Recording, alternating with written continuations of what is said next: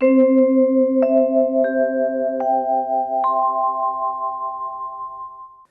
जब दंडोत किया तो भगवान को संकोच हो गया कि हमने इसको कुछ दिया नहीं। धन्य है हमारी श्री सियाजू। ये बड़ा रसीला वाक्य है। बाबा हमारे लिखते हैं, पिए की ही की गति जाननी हारी। अपने पिया की हिया की गति जानने वाली सिया ने, अपने पिया की हिया की गति जानने वाली सिया ने तुरंत मुद्री उतार ली कि भगवान कुछ देना चाहते हैं। स्वीकार नहीं किया केवट ने, भगवान के हाथ में तो उतार करके दे दी। हमारी माताओं को सबसे ज्यादा प्रिय होता है उनका आभूषण, क्योंकि उसको अपना प्रॉपर्टी मानती हैं, उसको अपना धन मानती हैं, उसको अपना सर्वस्व मानती हैं। तो वो सर्वस्व देना उनके लिए संभव नहीं होता है, किंतु सिया ने अपने पिया की प्रसन्नता के लिए तुरंत उतार कर दे दिया। मैं निवेदन इतना ही करना चाहता था आप सबसे कि केवट ने नमन वहां किया। हमारे एक संत कहते हैं, केवट से किसी ने पूछा कि भैया जब इष्ट मिलते हैं तब प्रणाम किया जाता है, आपने जाते समय क्यों प्रणाम किया? उन्होंने बड़ी रसीली बात कही। उन्होंने कहा कि बात ये पहले अपने मन की करवानी थी ना, अगर मैं उनके प्रणाम कर लेता तो फिर अपने मन की नहीं करवा पाता। अरे भाई, जब मैं पूर्ण समर्पित हो गया तो फिर जैसे वो जहां जब रखना चाहे, हम तो उसी में राजी प्यारे जिसमें तेरी रजा है। और मेरे मन में अभी कुछ करवाने का मन था, अपने पितरों को पार करना था, अपनी जिद पूरी करवानी थी। अब मैंने दंडवत किया आज के बाद, और उसके बाद आपको नहीं पता कहीं मिलेगा पढ़ने को कि केवट ने कहीं जिद की हो, केवट ने कहीं अपनी बात रखी हो। पूर्ण समर्पण, तो इस पूर्ण समर्पण का नाम ही नारायण नमन है। तो हम सब इष्ट के चरणों में श्री कृष्णाय वयम नुमः। श्रोता वक्ता, मैं इस वयम शब्द पर बलिहार होता हूं। कभी पाठ करता हूं भागवत का तो चित्त गदगद हो जाता है। ये ऋषियों की उदारता,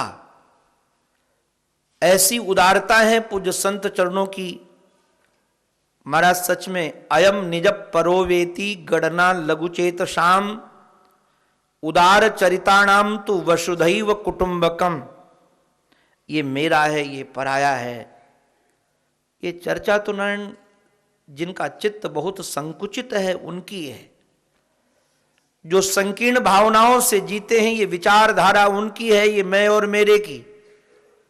जो उदार मना पूज्य संत चरण है वो तो महाराज सारा का सारा जगत उनका अपना है। और वही भाव यहां लक्षित होता है।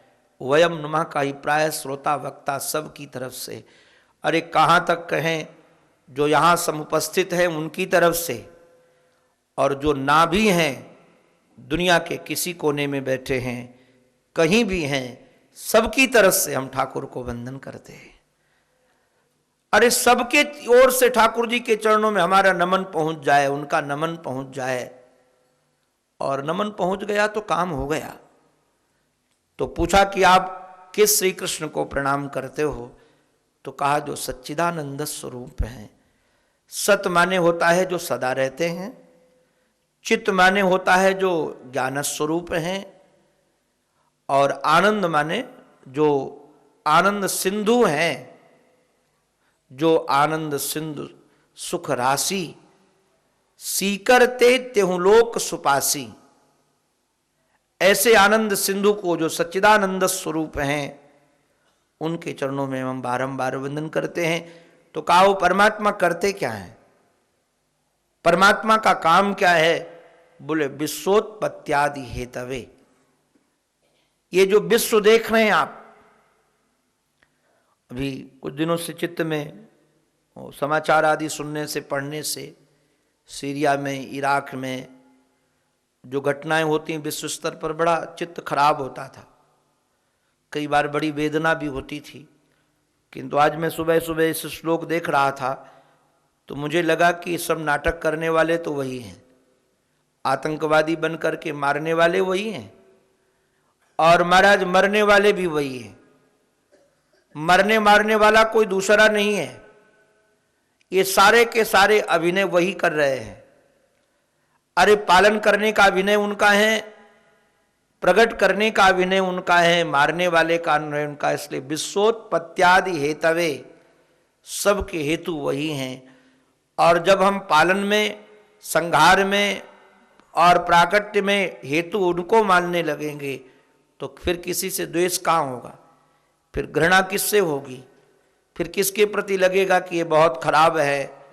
अरे नारायण वही रूप धर करके नाना प्रकार के अभिनय कर रहा है। तो विश्वोत्पत्त्यादि हेतवे, और सच में ये भाव यदि समझ में आ जाए तो निश्चित रूप से तापत्रय विनाशाय तो होगा ही होगा। दैहिक दैविक भौतिक तापों का नाश होगा ही होगा। ये रस समझ में आ जाए तो निश्चित रूप से हमारे जीवन में तापत्रय विनाशाय श्री कृष्णाय वयम नमः। श्रीमद् भागवत महापुराण के वक्ता को भी वंदन है। बड़ा विरक्त रशीला वक्ता है, भगवदी गुण है, वैराग्य से परिपूर्ण जीवन है।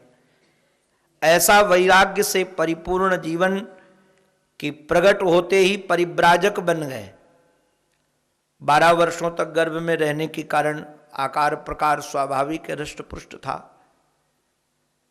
आप लोग कहेंगे बालक, मनुष्य का बालक तो प्रकट होते परिव्राजक कैसे बन सकता है? बेचारा कई महीने तक तो करवट नहीं बदल पाता है, कई महीने तक बोल नहीं पाता है, और ये प्रकट होते ही परिव्राजक बन गए। अच्छा भाई, ये सामान्य घटना तो मनुष्यों की आप देखते हैं। गैया मैया का बच्चा तुरंत चलने लगता है कि नहीं? आप सब किसान हो, गाय होंगी आप लोगों के पास में। महीनों लगता है गैया मैया के बछड़े को चलने में? तुरंत महाराज उठ जाता है, तुरंत स्तन ढूंढ लेता है, तुरंत दूध पीने लगता है। तो यदि गैया में देखो वहां से भी हाजिरी आ रही है कि बिल्कुल आप बाबा जी ठीक कह रहे हो, हम हाजिरी भर रहे हैं। तो ये तो गोष्ठ है, चारों तरफ गैया मैया विराजमान है ही। तो जैसे गैया मैया का बछड़ा प्रकट होते ही चल पड़ता है, ऐसे यम प्रव्रजंतम अनुपेतम अपेतम कृत्यम। अपेतम कृत्यम का अभिप्राय यह है कि हम लोगों के जो मनुष्य आदि में संस्कार से ही पवित्रता आती है। अगर संस्कार न हो तो पवित्रता नहीं आएगी, और संस्कार से विकार का हनन होता है। तो गर्भगत कई विकार होते हैं।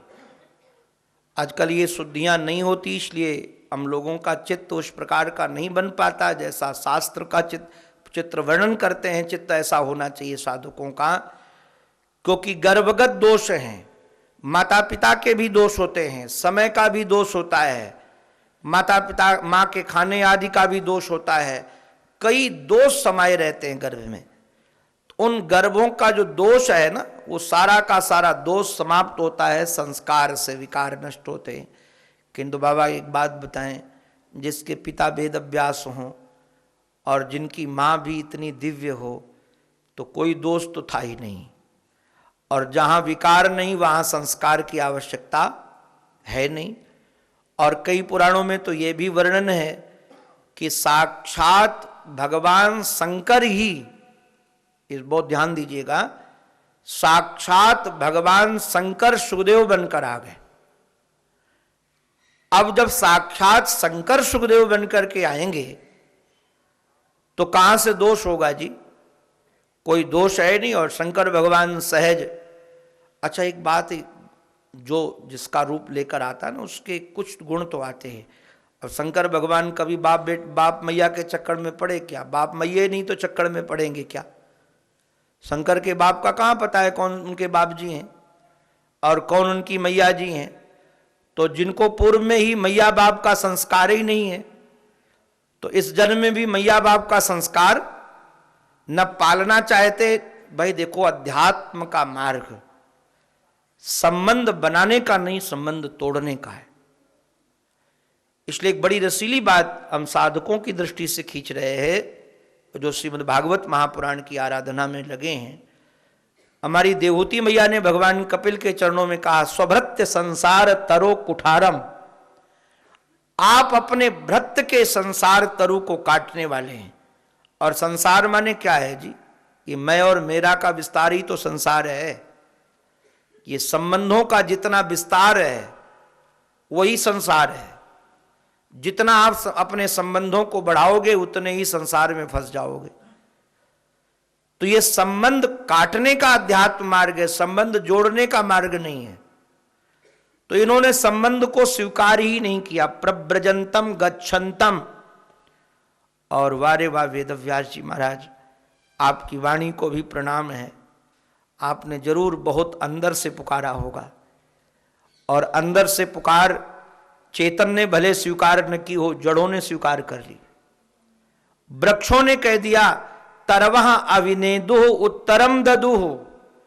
भैया ध्यान रखना, अगर बहुत अंदर से संबंध बनाने लगोगे, ध्यान रखिएगा, तो चेतन तो क्या आपके साथ जड़ भी संबंध मानने लगेगा, कहेगा ये भी मेरा है, और उसमें फंस जाओगे। वेदव्यास जी महाराज ने बहुत अंदर से संबंध बनाया, इसलिए साधक को संबंध बहुत अंदर से नहीं बनाना चाहिए। और इसलिए तरवाह अविनेदु उत्तरम ददुह, उन्होंने भी पुत्र पुत्र कह के पुकारा है। तो सर्वभूत हृदयम मुनिमान तोष्मी, जो सर्वभूत हृदय हैं ऐसे मुनि को बारंबार हमारा वंदन है, बारंबार प्रणाम है। तो श्रोता वक्ता दोनों को वंदन है। बाद में हमारे श्री वेदव्यास जी महाराज की बड़ी अद्भुत कृति और इसकी जो भूमिका के युक्त इतनी सुंदर बात की, नैमिषे सूतमासीनम अविवाद्य महामतिम। ये महामति अगर शौनक आदि ऋषियों के साथ लगाओगे, ये दोनों तरफ प्रयोग किया जा सकता है। सूत जी महामति हैं। सूत जी महामति इसलिए हैं कि उनकी मति भगवान में लगी है, और शौनक आदि महामति इसलिए हैं कि वह भगवत विषयक प्रश्न पूछते हैं। अल्पमति वाला व्यक्ति जगत के प्रश्नों में उलझ जाता है, और महामति वाला व्यक्ति महान परमात्मा में अपनी मति को लगाता है। इन्होंने महाराज वंदन करके एक बड़ी बात सुंदर कही है। कथामृत रसस्वाद कुशल सौनको ब्रवीत।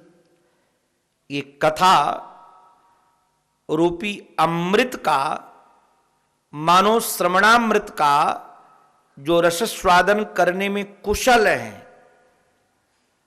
सबको कथा सुननी नहीं आती, कथा सुनना भी एक कला है, और ये भी गुरुजनों से सीखनी पड़ती है कैसे कथा सुनी जाए। कथा सुनने की कला ये है, ध्यान दीजिएगा, एक सूत्र में मैं निवेदन करूंगा। कथा में जो दृष्टांत दिए जाते उनको पकड़ने की जरूरत नहीं है, जो हंसी की बात सुनाई जाती है उसको भी पकड़ने की जरूरत नहीं है। कथा सुनने में कुशल वह है जो दर्शन पकड़ता है। ये कथा क्यों सुनाई गई, हम दर्शन को पकड़ें, दृष्टांत को पकड़ने की जरूरत नहीं है। दर्शन को समझाने के लिए तो दृष्टांत दिए गए थे, किंतु कई बार क्या होता है, जब हम अकुशल होते हैं कथा सुनने में तो दृष्टांत तो ध्यान रहता है, दर्शन भूल जाता है। और महाराज कथा सुनने में कुशल कौन है? हमारे बाबा कहते हैं, राम कथा जे सुनत अघाही, रस विशेष जाना तिन नाही। ये अघाही शब्द आप लोग शहर वाले नहीं समझोगे, ये हम लोगों के यहाँ उत्तर भारत का शब्द का प्रयोग है। बोले पेट अघा गया, भर गए, हम अघा गए। अघा माने अब गुंजाइश कुछ नहीं है। तो राम कथा सुनकर के जो गुंजाइश समाप्त हो जाए सुनने की, उस जो सुनना जानता नहीं है। सुनना वह जानता है कि उसे चाहे कितना सुनाया जाए तब भी तृप्ति न मिले। राम कथा सुनने में, भगवत कथा में तृप्ति मिलनी ही नहीं चाहिए। ये महाराज अभी मैं चतुर्थ स्कंद में पुरंजनोपाख्यान देख रहा, इतना बढ़िया सुंदर श्लोक मिला वहां। बोले कि चारों तरफ परिता सरित स्रवंती, जहां संत रहते हैं वह चारों तरफ महाराज अशेष महाराज कथा भगवान की, उसकी चारों तरफ से नदियां बहती हैं और उस नदियों का जल रसपान कौन करता है? वही महाराज रसपान करता है जो कथा सुनने में कुशल है, अर्थात कथा सुन करके कभी तृप्ति मिलती नहीं है। और एक निवेदन और करूं, हमारे यहाँ आश्रम में एक महात्मा जी रहते थे, अभी तो शरीर नहीं, जस स्वामी जी उनको कहते थे। तो हमारे पूज्य स्वामी श्री हंसानंद जी महाराज के गुरु भाई थे, धर्म सम्राट स्वामी करपात्री जी महाराज के शिष्य। तो ऋषिकेश में वो उनका आना जाना रहता था, तो हमारा पूर्व परिचित था। तो पूर्व परिचय के बाद जब यहाँ आए तो शाम को 1 घंटे उनको हम कथा सुनाते थे पढ़ करके, कभी भागवत कभी राम, कई ग्रंथ अलग अलग पढ़वाते थे। महाराज जी लेटे रहते थे और मैं सुनाता था भोजन के बाद। तो एक दिन उन्होंने कहा कि कुछ सुनाएंगे, सुनाने लगे, वो भी कुछ 10-5 मिनट सुनाते थे। तो जब कोई दृष्टांत सुनाना प्रारंभ करते थे तो हमसे पूछते थे, ये दृष्टांत तुमने सुना है? अब कई बार जो सुना होता था कह देता था महाराज जी हाँ सुना है। तो कहते तूने तो सुनाने का मजाक किरकिरा कर दिया। तो हमने कहा क्या करें? तो बोले जब मैं पूछा करूं ये सुना है कि नहीं सुना है तो कह देना कि पहली बार सुन रहा हूं। तुमने कहा महाराज इससे क्या होगा?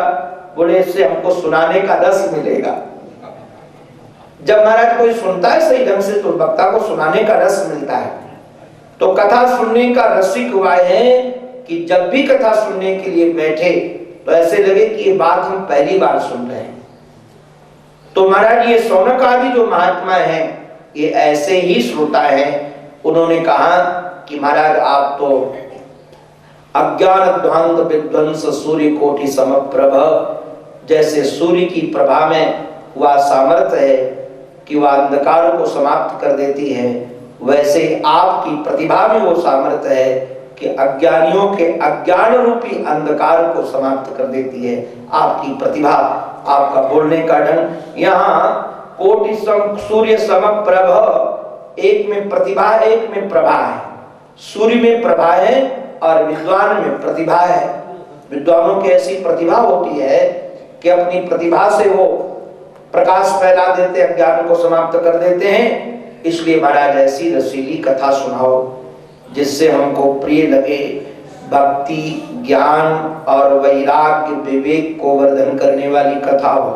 भैया कथा वही कथा है जिससे भगवत प्रेम बढ़े, जिससे वैराग्य बढ़े, जिससे विवेक बढ़े और भगवत ज्ञान बढ़े। अगर भगवत ज्ञान न बढ़े तो कथा थोड़ी है, वो तो संसार की चर्चा हो जाएगी, राग द्वेष की चर्चा हो जाएगी। तो ऐसी कथा सुनाओ हमारा माया मोह निस्त हो जाएगी। वैष्णवजन कैसे करते हैं, कृपा करके सुनाओ। संसार में लोग महाराज कलयुग आ गए हैं, इसलिए प्रायः प्राणों में रमण करने वाले जीवश्चा असुरताम गता, यहाँ शब्द जो प्रयोग की असुरताम गता, आसु प्राणः रमन्ते। अधिकतर लोग महाराज प्राणों में रमण करने लगे, दूसरों को दुख दे करके भी सुखी होने लगे। तो ऐसे जीव जो असुरता को प्राप्त हो गए हैं उनके शोधन का प्रयोग क्या है, कैसे उनको पवित्र किया जाए, भगवान श्री कृष्ण की शाश्वत प्राप्ति कैसे हो। जैसे किसी को चिंतामणि मिल जाती है तो संसार के सुख सुविधाओं की सामग्री मिल जाती है। अगर कल्प वृक्ष की छाया मिल जाए तो स्वर्ग की भोग की सामग्रियां उपलब्ध हो जाती हैं। किंतु यदि गुरु कृपा हो जाए तो जो बड़े बड़े योगियों को दुर्लभ पद है, जिस पद का नाम वैकुंठ है, वह भी सहज मिल जाता है। तो आज हमको तो आप गुरु के रूप में मिले हो और आप प्रसन्न हो जाइए। सूत जी महाराज बड़े प्रसन्न होकर के कहा कि हम आपके प्रीति को देख करके जो सर्व सिद्धांत निष्पन्न है, संसार रूपी सर्प को भगाने के लिए भय समाप्त करने का जो साधन है, और महाराज ऐसा ये साधन दिव्य साधन है जिसको आप लोग सजग होकर सावधान होकर सुने। काल रूपी प्याल से बचाने के लिए महाराज ये साधन है। इसलिए श्रीमद् भागवतम शास्त्रम कलौ कीरेण भाषितम, कलयुग में श्री सुखदेव जी महाराज के द्वारा ये जो रशीला ग्रंथ गाया गया है वो हम आपको सुना रहे हैं। और एक बड़ी दोनों तरफ से भैया ध्यान देने लायक बात है। ये दृष्टांत तो बड़ा पुराना, आप सब परिचित हैं, किंतु उसको दोनों तरफ से सजगता की बात कही गई है। वक्ता कितना निष्प्रिय होना चाहिए और श्रोता को गुरुजनों के चरणों में कैसा समर्पित होना चाहिए, इस घटना से पता चलता है। जब परीक्षित को कथा सुनाने के लिए सुखदेव जी महाराज बैठे तो स्वर्ग से देवता आ गए और वो भी अमृत का भरा हुआ कलश लेकर। स्वाभाविक है, बड़े लोग आ जाते हैं तो अगर वक्ता निष्प्रिय नहीं होता है तो धनाढ्य लोगों के ऊपर चित्त खिंच जाता है कि नहीं, या कोई नेता लोग आ जाते हैं तो उनकी ओर चित्त खिंच जाता है। किंतु कैसे वक्ता सुखदेव जी महाराज हैं, देवताओं की तरफ निहारा भी नहीं कि बहुत बड़े पद वाले देवता लोग हैं, आ गए हैं और अमृत लेकर आए, ये भी नहीं निहारा। उन्होंने प्रस्ताव जब रखा कि हम स्वर्ग से अमृत लाए हैं, ये अपने शिष्य को पिला दीजिए, वो अमर हो जाएगा, सर्प काटेगा तब भी मरेगा नहीं, और हमको कथा अमृत पिला दीजिए। उनको स्वर्ग का अमृत और मुझे कथा का अमृत। सुखदेव जी महाराज ने कहा, देखो भाई देवताओं, मैं जानता हूं कि आप लोग अपना कार्य बनाने में बड़े कुशल हैं, अपना कार्य कुशल बनाने में कुशल हैं, तो निश्चित रूप से कथा से, सुधा से ज्यादा कथा की महिमा होगी। कथा से ज्यादा सुधा की महिमा नहीं है, सुधा से ज्यादा कथा की महिमा है, नहीं तो ये बदलते नहीं। तो गुरुदेव से प्रश्न कर दिया। एक हमारे महात्मा कहते हैं, सुखदेव से प्रणाम करके कहा, महाराज जी दोनों की क्या विशेषता है, सुधा और कथा की क्या विशेषता है? अच्छा नारायण, कथा के साथ सुधा लग जाए तो सुधा की महिमा हो जाएगी, कथा सुधा हो जाएगी, कथा अमृत हो जाएगी, और सुधा अकेले रहे तो उसकी महिमा नहीं। सुधा की महिमा कथा के साथ लग करके, अकल अलग अलग सुधा की महिमा नहीं है, कथा के साथ लग जाएगी तो सुधा की महिमा। तो कहा सुधा और कथा में क्या फर्क है? क्योंकि आप कहते हैं कि ये संसार के भय को समाप्त करने वाली आपकी कथा है, तो सुधा क्या करती है? हमारे एक संत बड़ी रसीली बात कहते हैं, सुधा दीर्घ जीवी बनाती है और कथा दिव्य जीवी बनाती है। अगर सुधा पियोगे तो दीर्घ जीवन मिलेगा और कथा पियोगे तो दिव्य जीवन मिलेगा। दीर्घ जीवन माने आज नहीं तो कल मौत निश्चित है, इसका नाम दीर्घ जीवन है। जीवन तो दीर्घ हो गया किंतु मरना मिटा नहीं। और सुधा का काम भले ही दीर्घ जीवन देना है, और कथा का काम यह है कि आपकी मृत्यु ही मिटा देगी। यहां दीर्घ जीवन नहीं, मौत ही आपके जीवन में कभी नहीं आएगी। बोलो भक्तवत्सल भगवान की, सद्गुरुदेव भगवान की। श्री महर्षि के श्री चरणों में बारंबार प्रणिपात। और इसलिए डंके की चोट पर आप लोग भागवत सुनते रहते हैं, हमारे श्री सुखदेव जी महाराज ने कह दिया राजा श्री परीक्षित को, तुम तो राजन मनुष्येति पशु बुद्धिम इमाम जही। राजन तुम मरोगे, इस पशु बुद्धि का परित्याग कर दो। महाराज इस पशु बुद्धि का परित्याग करो। तुम तो राजन मनुष्येति पशु बुद्धिम इमाम जही। ये पशु बुद्धि है कि हम मरेंगे। नारायण जो तुम्हें अमर बना दे उसका नाम नारायण सुधा है, और जो तुम्हें दीर्घ जीवन दे उसका नाम महाराज कथा है, और जो दीर्घ जीवन दे उसका नाम सुधा है। इन्होंने कहा हमको तो दीर्घ जीवन नहीं दिव्य जीवन चाहिए। तो हमारे परीक्षित जी महाराज ने विचार किया कि लोग अभक्त हैं। अभक्त वह है जो पैसे से भगवान की कथा खरीदना चाहे। पैसे से भगवान की कथा खरीदी नहीं जा सकती। भगवान की कथा भगवान की कृपा से मिलती, पैसे से नहीं मिलती। अब कभी मत सोचिएगा कि पैसे से भगवान की कथा मिलेगी। अगर पैसे से मिलती होती तो दुनिया में जाने कितने पैसे वाले हैं, सब पी लेते, किंतु बेचारे दुख पीते रहते हैं, अशांति पीते रहते हैं, पैसा होने के बाद भी पीड़ा पीते रहते हैं। कथा पीने को तो उनको मिलती जिससे प्यारा प्यार करता है, बिना प्यारे की कृपा से कथा पीने को मिलती नहीं है। तो अभक्त समझ करके उनको पीने का अधिकार नहीं दिया। किंतु 7 दिन में जब परीक्षित को मोक्ष मिला तो हमारे ऋषियों को लगा, तदा ऋषिगण सर्वे विस्मयम परमम ययो। ऋषि माने होता रिसर्च करता, तो जो रिसर्च में लगे थे, खोज में लगे थे, उनको लगा कि मामला क्या है। जन्म जन्म मुनि जतन कराही, अंत राम कई आवत नाही। ऐसे ऋषियों ने विचार किया कि भाई मामला क्या है। बोले रिसर्च करना चाहिए, भागवत में है क्या ऐसा जो अन्य साधन में नहीं है। तो आए महाराज, आकर के उन्होंने सप्ताह कथा की महिमा का आकलन किया। ऋषियों ने जब महाराज इसका चिंतन किया, विचार किया, तब पता चला इसमें कि भागवत की विशेषता बड़ी विलक्षण है। क्या विलक्षण है? बोले पठनात्, पाठ करने से, श्रवणात्, श्रवण करने से। अच्छा, इसकी विशेषता उधार सौदा नहीं है, आज सुनो मर जाने के बाद तुमको स्वर्ग मिलेगा, ये सब नहीं है। सद्यः शब्द का प्रयोग है वैकुंठ फलदायकम। ये वैकुंठ फलदायक का अभिप्राय क्या है?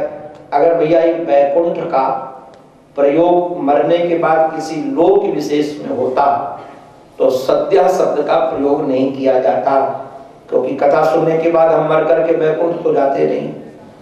अगर जाते होते तो ये जितने श्रोता यहाँ बैठे लगभग हमारे श्रोता न होते, क्योंकि यहाँ कई श्रोता ऐसे हैं कि कितनी कथा सुन चुके हैं। रामाराम तुम भी कई 10-12 कथा तो तुमने सुन ली होंगी, और ज्यादा ही कहो 20 सुन ली हो। बंगलौर में जितनी कथा होती सब में तुम लोग पहुंच ही जाते हो। तो फिर तो हमको यजमान के रूप में कहाँ मिलते, फिर तो वैकुंठ में विराजमान होते। तो ये वैकुंठ फल का अभिप्राय ध्यान, सद्या शब्द इसलिए है, सद्या का अभिप्राय ये है कि शीघ्र वैकुंठ मिलता है, किंतु वैकुंठ का अभिप्राय लोक विशेष को मत रखिएगा। वैकुंठ माने जहां कुंठा समाप्त हो जाए, विगतः कुंठा, किसी प्रकार की कुंठा न रहे, उसका नाम वैकुंठ है। तो महाराज ये देख लिया कि निश्चित रूप से इसमें, और ये भैया ये जो वैकुंठ देने वाला, कुंठा को समाप्त करने वाला एक ग्रंथ है, मुक्ति देने वाला ग्रंथ है। सनकादियों ने महाराज पुरा प्रोक्तम नारदाय दया करे। अच्छा भैया, ये भागवत का अवतरण तो दया और करुणा में हुआ है। आप पूरे जगह शब्दों को मैंने भी देखा है, जहां जहां वक्ता ने कथा सुनाई, चाहे वो सनकादि हो, चाहे वो नारद जी हो, चाहे श्री सुखदेव जी महाराज हो, चाहे सूत जी महाराज हो, इन सब लोगों ने कथा सुनाई है तो केवल करुणा और दया के कारण। ये दक्षिणा के लिए कथा नहीं सुनाते कि दक्षिणा मिलेगी, कथा सुनाने का कारण दया है। इसलिए शब्द प्रयोग करते हैं नारदाय दया परे। नारद के ऊपर दया करके सनकादियों ने कथा सुनाई। वो वैसे तो श्रीमद् भागवत महापुराण का श्रवण इनको अपने पिताजी से हो गया था। नारद जी महाराज को ब्रह्मा जी महाराज ने सुना दिया था, सुनने को मिलेगा। किंतु सप्ताह कथा की भी जो विधि है, सप्ताह श्रवण की जो विधि है, महाराज हुआ निश्चित रूप से इनको जो सुनने को मिली वो कुमारों से सुनने को मिली, अर्थात सनकादियों से सुनने को मिली। वो जो सनकादियों ने दया करके सुनाई सप्ताह की विधि है। जैसे उदाहरण के लिए कोई बात है ज्ञान की, वो हमको गुरुजनों से मिल गई, किंतु क्रम से, सप्ताह क्रम से ऐसे से सुनना है, ये अमुक व्यक्ति से मिली। तो सनकादियों ने सप्ताह विधि से इनको सुनाया है। सूत जी महाराज से सौनकादि महाराज ने पूछ लिया कि लोक विग्रह मुक्त है नारद जी, अर्थात लोक संग्रह नहीं है। और दूसरी बात, वक्ता इस प्रकार के लोक संग्रह वाले नहीं है। इनको महाराज आपको बताएं, दुनिया में सर्वश्रेष्ठ श्रोता और वक्ता यदि कोई है तो हमारे पूज्य सनकादि हैं, सर्वश्रेष्ठ श्रोता।